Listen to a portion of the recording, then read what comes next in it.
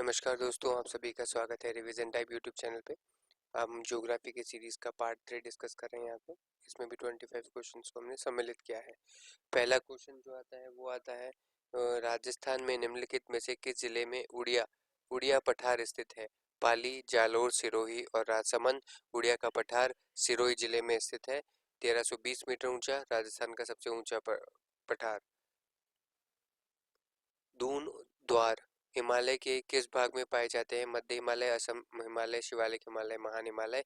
इसे कहा जाता है शिवालिक हिमालय। भारत का प्रसिद्ध धुआंधार जलप्रपात निम्नलिखित में से किस नदी द्वारा बनता है? कृष्णा, ताप्ती, नर्मदा और यमुना। तो इसका सही आंसर हो जाएगा नर्मदा नदी के अंतर्गत बनता है। जबलपुर में स्थित है, एमपी।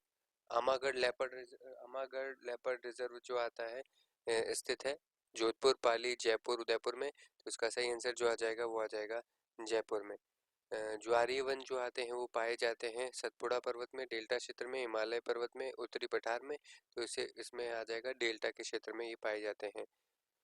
निम्नलिखित नदियों में से कौन सी नदी आंतरिक प्रवाह के क्षेत्र के अंतर्गत नहीं आती? कांतली, खारी, घग्गर, कांकनी। तो इसमें खारी नदी जो आती है इसके अंतर्गत नहीं आती। दामूर भील जनजाति जो आती है अधिकांश राजस्थान के किस जिले में निवास करते हैं? चित्तौड़गढ़, डूंगरपुर, बांसवाड़ा, सिरोही। तो ये आ जाएगा डूंगरपुर और उदयपुर दो क्षेत्र में निवास करती है। निम्नलिखित में से वाघा टूरिस्ट सर्किट में किसे शामिल किया गया है? ऋषभदेव, सलुम्बर झील, गोटिया अम्बा, जयसमंद झील। तो इसका सही आंसर जो आ जाएगा वो गोटिया अम्बा को शामिल किया गया है। निम्नलिखित में से किस सभ्यता को धूलकोट भी कहते हैं? कालीबंगा, बालाथल, आहड़, बैराठ। तो आहड़ सभ्यता को। निम्नलिखित में से कौन सी सभ्यता कांतली नदी के उद्गम पर स्थित है? रंगमहल, बैराठ, गैनेश्वर, कालीबंगा। तो गैनेश्वर। राजस्थान के कौन से जिले में वृहद उद्योगों की सर्वाधिक संख्या पाई जाती है? अलवर, भीलवाड़ा, जयपुर, उदयपुर। वृहद लार्ज स्केल वाले जयपुर में। निम्नलिखित में से यहाँ पे पर्यटन स्थल दे रखे हैं और पर्यटन सर्किट दे रखे हैं, तो हमें बताना है इसमें से कौन सा जो जोड़ा है वो सही है। तो सबसे पहले आता है घाना पक्षी विहार, वो आ जाएगा अलवर के सर्किट में।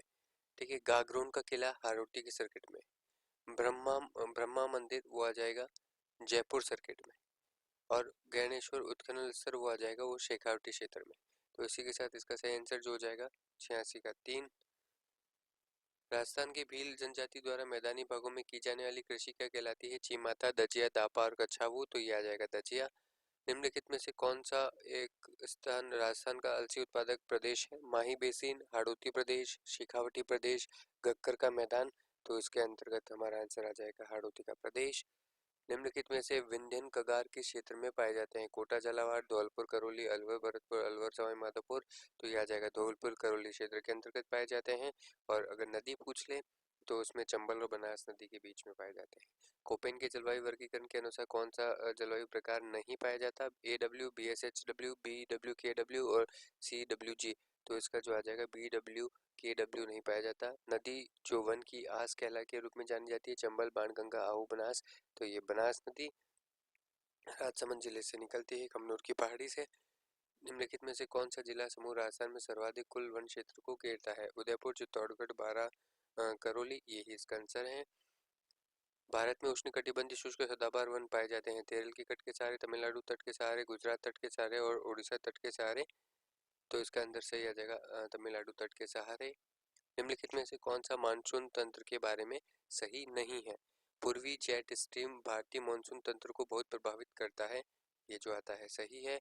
एल नीनो की धारा जो मानसून तंत्र को प्रभावित करती है प्रशांत महासागर के दक्षिण पूर्व भाग मई जून में प्रकट होती है। तो ये गलत है, गलत ही पूछा था, तो यही इसका आंसर है। निम्नलिखित में से कौन सी नदी सह्याद्री के पश्चिम की ओर बहने वाली नदी नहीं है? तो इसमें आ जाएगा मंडोवी, शरावती, भरतभुजा और इंद्रावती। तो नहीं है, तो इंद्रावती नहीं है। प्रायद्वीपीय भारत के पठारों का पश्चिम से पूर्व की ओर सही क्रम क्या है वो हमको बताना है।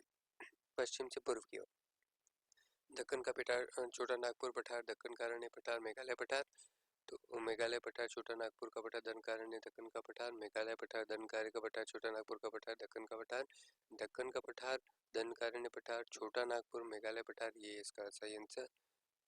भारत पृथ्वी के महाद्वीपीय भाग पर सबसे गहराई वाला बिंदु अवस्थित है? कहाँ पे अवस्थित है वो? अफ्रीका, ऑस्ट्रेलिया, एशिया और अंटार्कटिका में। तो सही आ जाएगा अंटार्कटिका के अंदर।